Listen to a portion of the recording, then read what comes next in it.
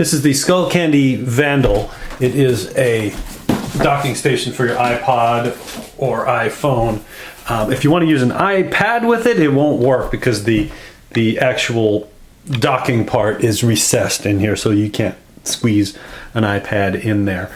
But it works great with an iPod or an iPhone. And then for the iPad, which you have connected over here, there's just a standard audio out plug that you can use to plug into it, which is great because that means you can use an Android phone or other non-Apple device with it and it'll work.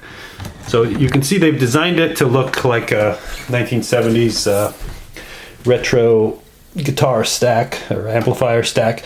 If you put a ruler on it, it's 16 inches wide, so you get a rough idea of how big it is. So if you're wondering how it sounds, I think it sounds really great. I'm really happy with it. The bass is great and the treble is also really good. You've got separate controls for them, and even an old school on knob. The volume is electronic, which is actually good because with your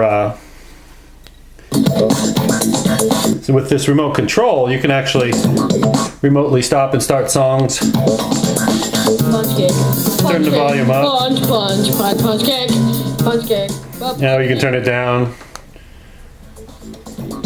or in between and pause it. So it's nice to be able to control it remotely and not have to run up to it and push buttons every time you need to turn the volume up or down or need to even want to switch songs.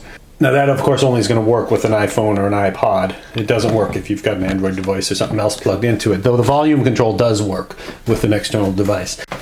Alright, if we take a look at the buttons that are on it here, separate from the knobs, you've got a pause play button, you've got an input button, and volume down and volume up. So the input button will switch from...